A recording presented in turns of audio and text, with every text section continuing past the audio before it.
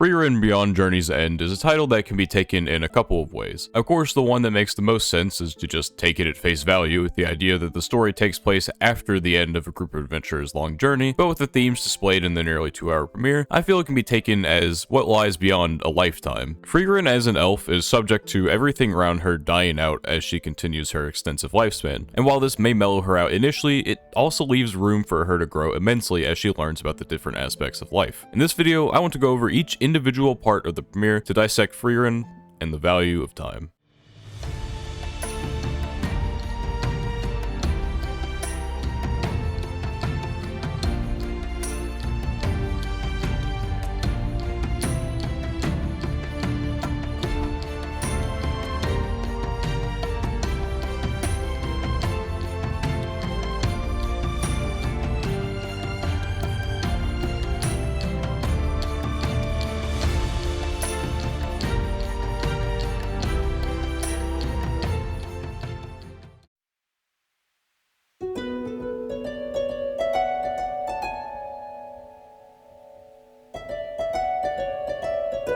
Personal perspective means a lot to us as individual people, and so it shouldn't be a surprise that there's such a stark contrast between Frieren's way of life and that of her companions. 10 years don't even come out to 1/100th of her lifespan, so what was a significant life event for the rest of the party was basically just a wild road trip for her. The reminiscing of even the worst parts of the adventure being nice memories was capped off by her comments of it just being a mere 10-year journey. She also fails to notice pretty much any of the aging of her companions, saying they basically look the same as when they left. The little things in life don't mean as much when a human's life to you is essentially a blip on the radar. The meteor shower is nice, but also something they can simply go see in another 50 years. She can wander around looking for spells for 100 years and just not give it any thought. Now, I may just be reading a bit too far into this one, but I like the time-lapse montage thing that the anime does for Frieren and how abrupt the time skip is, symbolic of how time feels for her. 50 years passes in the span of like literally a minute in the anime. During the montage, you see this shopkeeper who's relatively young looking suddenly be an elderly man when the anime comes back to its normal pacing. A blink and you miss it moment that adds a lot to understanding how things feel for Frieren as a character. She returns to the royal capital to meet with Himmel and the others for the next era meteor shower and is genuinely shocked at how old Himmel is at this point. Now, in her defense on this one, my man lost like half of his height.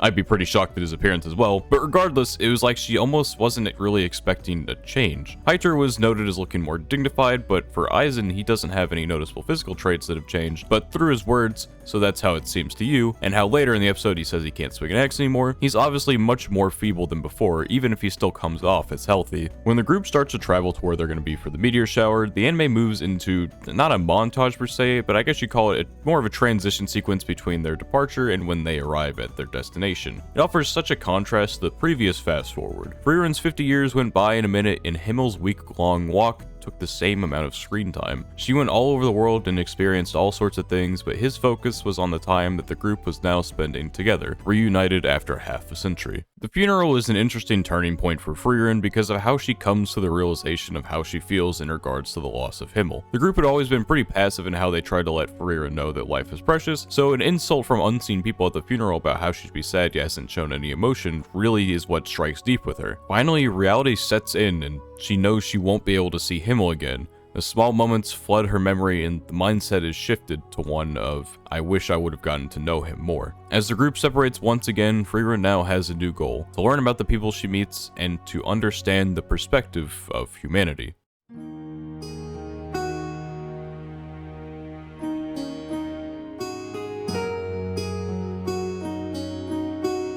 As we move through the prologue, it's nice to see that not only Frieren's perspective has changed over time. Heiter was once seemingly unconcerned with his own health, being a very heavy drinker to the point that he was certain that he was going to bite the dust soon after Himmel had, but through his and Frieren's personal changes, they were able to meet once again. Wanting to pay back her debts, she was willing to do any one request for Heiter, which came in the form of what he had changed for. Before leaving the capital, Frieren had asked Heiter if he was afraid of death, to which he answered no, as he was sure their group would go to heaven after after they passed because they were, the heroes. Now his answer is much different, though not in the way you'd expect it for most people. At the end of the day, Hyter is a priest and his beliefs are going to be strong, so his fear is solely from his attachments he has on Earth. Fern is just a little kid, and he took on the responsibility of taking her in and raising her, so dying while she's still incapable of facing the world alone isn't an option. It's much less a fear of death and more of a fear of the consequences of his death. And Hyter isn't the only one afraid of his death, as Fern would, of course, also have her own feelings about the situation, though once again, not in the way you'd expect that fear to be written. Fern has already lost everything once, so she understands that feeling, but her actual fear of losing Hyter stems from the fact that she isn't ready to be on her own just yet, and she hasn't become a proper mage. She can't afford to eventually become a good mage. She wants Hyter to be able to pass in peace,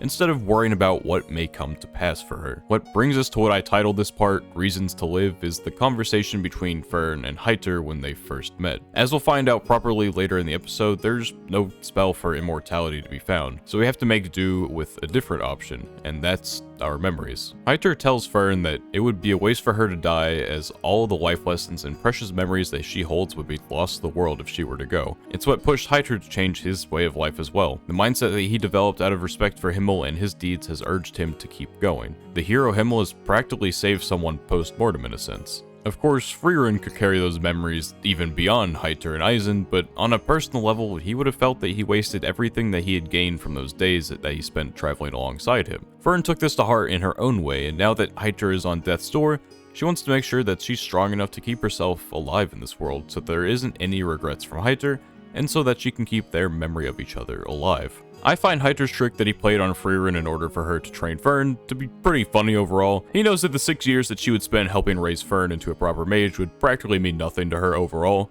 and so she wouldn't get upset and he wouldn't be taking away anything significant from her. Though interestingly enough, this ending portion of this part of the episode reveals a bit of a split in how Hyter and Fern viewed the words that kept them both going.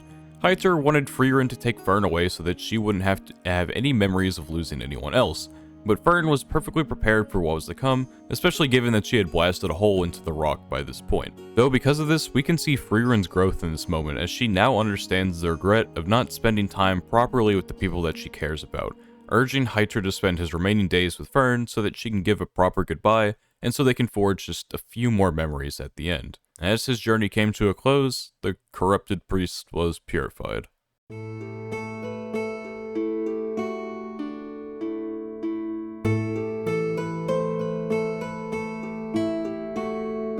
With the next part of the prologue, we have a new duo to build off of each other and their personal views on the world. An elf with an enormous lifespan who finds it difficult to comprehend emotions, and a child with a troubled past makes for a pairing that will have to take time getting used to each other and to develop an understanding between the two. No greater starting point than what is shown here as we get to the biggest disconnect between the two, and that's the importance of how everyone's time is being used. Though before we get into that whole thing, it's also important to take a look at even the smaller bits. Time heals all wounds, but it also tends to wash over things that we may hold dear to ourselves.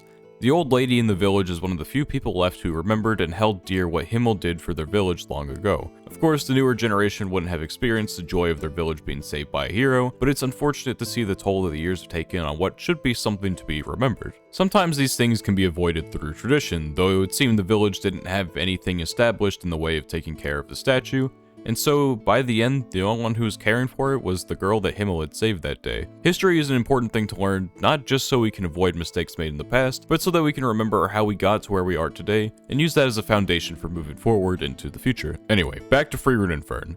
Continuing to be haunted by her regrets and wanting to do right by the person she cares about, the search for the Blue Moon Weed Flower is the trigger for a deepening of understanding between our mage duo. The beginning of the episode shows their conversation not really going anywhere, as despite questions being asked and answers being given, everything was too vague for them to mean anything to the other side. Communication is arguably one of the most important skills that any person can possibly have, but proper communication between two people is something that is going to be extremely difficult to learn overall. Fern fundamentally doesn't understand why Frieren would care to collect silly spells that don't really benefit her in any significant way, and Frieren is just taking the question at face value without giving any reflection to why collecting spells really does mean a lot to her. This lack of communication between the two sputters into what ends up being a 6-month-long search for the flower that hasn't been spotted in that forest for decades. Yes, Fern doesn't understand Frieren's reasoning completely, but Frieren is also neglecting Fern's position in the situation. 6 months has practically pocket changed one of them and a large portion of time to the other. Fern, upon realizing this disconnect between the two of them, should have talked to Frieren about it. Even outside of that, something I found cute was that Fern was concerned for Frieren's time as well, citing that Frieren is a powerful mage who could be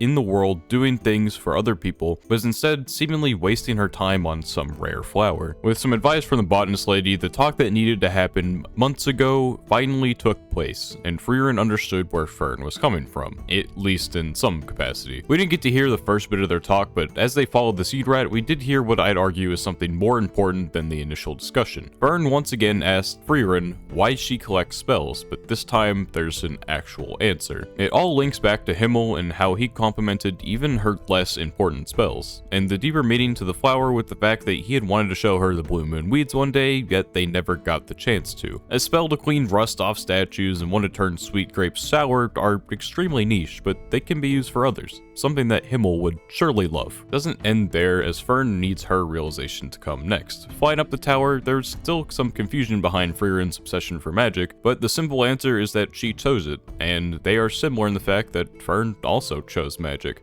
It was able to open her eyes to the answer. Fern's time with Heiter was something that she truly cherished, and even if she says she could have learned any skill to help herself out after he passed, memories of joy from using magic are there, even if the spell isn't that important, just like the magic butterflies that she created. And with that, we can put a cap on this part.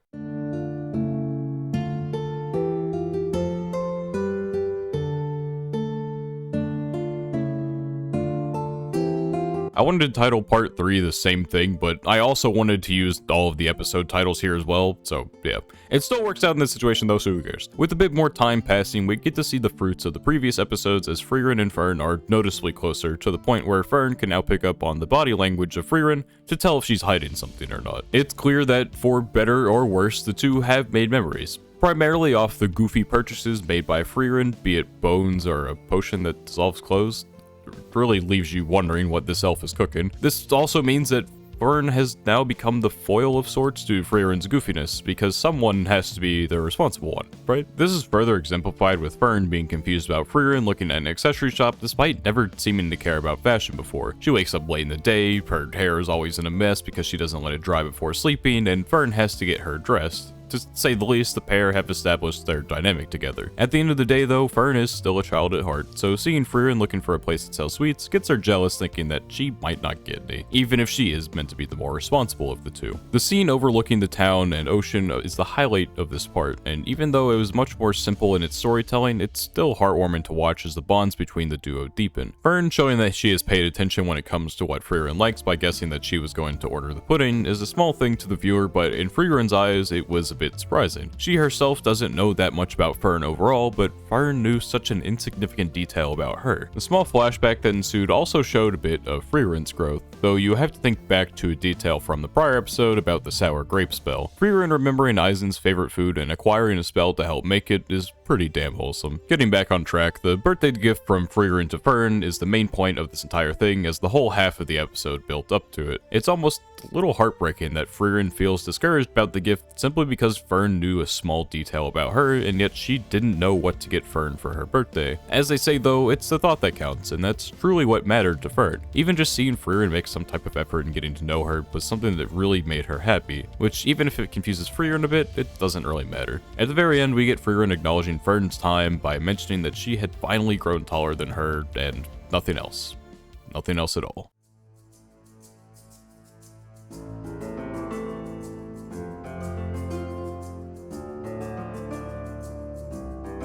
The killing magic portion of this episode is an interesting take on how time persists throughout the world and its endeavors, as we usually don't see in any other fantasy anime how societies adapt around the greater forces of their world. We mainly view this episode in the same boat as Fern, who didn't read her magical history book. We don't have any information, nor does she, So starting the episode by showing off a battle between the quote basic offensive magic and defensive magic lets it trick the viewer into thinking that Qual's Zoltrak might be something near unstoppable. In the village, we get a bit of the flip side to the last village we visited, where this one is much more involved in their history with Himmel, even recognizing Frieren when she entered the village. They do have a much more pressing reason though, as instead of just having been saved outright, their village was more on a being saved trial run. Back in the days of their adventure, the mighty group that slayed the Demon King were incapable of defeating Qual due to the piercing magic he had created, and so he had to be sealed instead. As Frieren undid the seal, I actually really like the interaction between Qual and Frieren, as he echoes her mere X amount of years phrase, and her response is simply,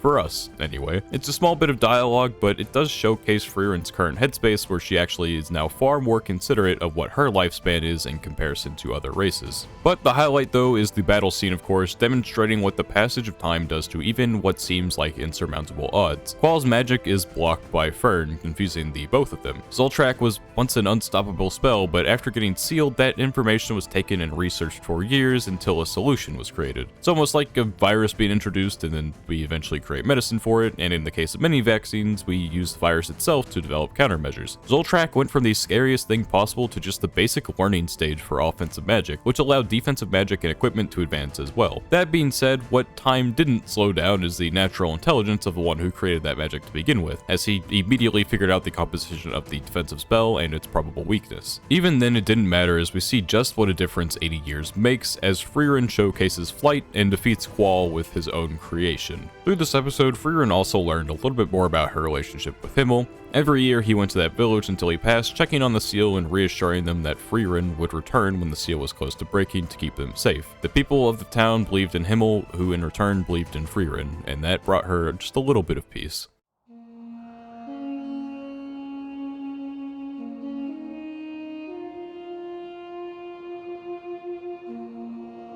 We get another shorter half here with the beach cleanup, and once again, it's a simpler message. It's interesting to see how the episode's quest starts off though, as Frieren fully admits to this being entirely for herself. The reward that she accepts for the shore cleaning is something that both she and Fern knew is a fake grimoire. Frieren isn't only cleaning up the beach, but also her regrets from the past along with it. Her personal values clash with the ideals of others. We see early in the episode that Frieren is anything but a morning person, ending up in random positions pretty much every time she goes to sleep. She doesn't wake up early, struggles to get dressed, etc. The hint of what happened to make her do this is thrown into the mix, where the old man says he hopes she'll be able to watch the sunrise, quote, this time. After finally cleaning up the beach, this is confirmed as Frieren expresses her intent to watch the sunrise, unlike the last time she was in the village. Fern was obviously confused, as this goes against everything that Frieren has ever done, but I like Frieren's response to it. Quote, I'm not interested, which is why I want to see it for myself. She's willing to take her past ideas and challenge them with ones that she had dismissed in the past. Himmel had told her that she would have enjoyed it, and she wanted to test how well he knew her. Time reared its head in a different way though, as Frieren totally passes out trying to stay up all night, but luckily best girl Fern is there to save the day. Seeing the sunrise, Frieren misses the point at first, thinking that the sunrise itself wasn't anything special, which I don't think most people would disagree with. But when Fern pointed out that Frieren was enjoying herself, she was immediately able to point out the reason being Fern was smiling, which washed away all the doubt that Himmel didn't really understand her. There are plenty of sunrises one can see throughout life, but it's the time you're able to spend creating memories with those close to you that matters the most in those moments. Frieren was able to make a memory with Fern, and even if only a little bit, make their companionship just a little bit sweeter.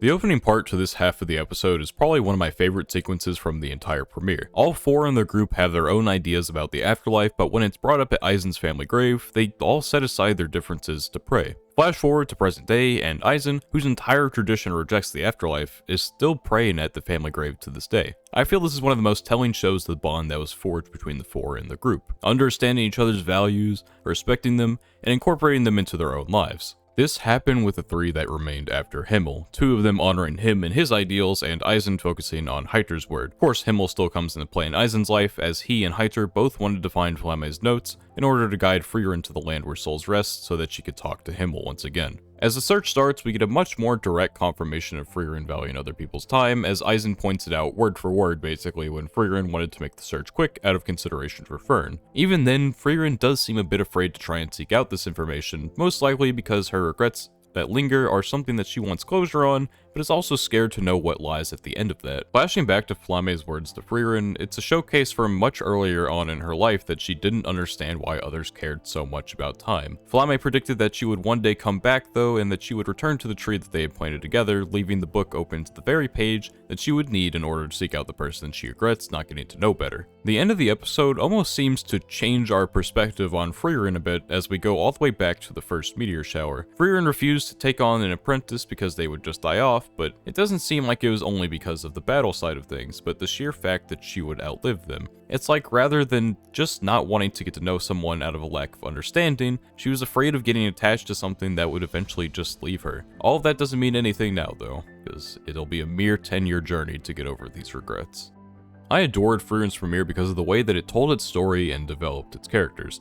I held off on reading the manga because I was confident that this would be something that'd be a great experience in anime format, and I could not have been more right on that. It's a different approach than most series take, as it's a much more slow burn and willing to take its time subtly building the characters and world, rather than just shoving a bunch of information down your throat, or hammering down the point of the show into your head over and over again with on-the-nose dialogue. Frieren is an amazing piece of media, and I will certainly be following it until it goes beyond its journey's end. If you enjoyed this video and you want to see more like it, then consider hitting the subscribe button and like buttons on the way out. That way you won't miss an upload, and I'll know people enjoyed what I made. Hope to see you in another video. Thank you, and goodbye.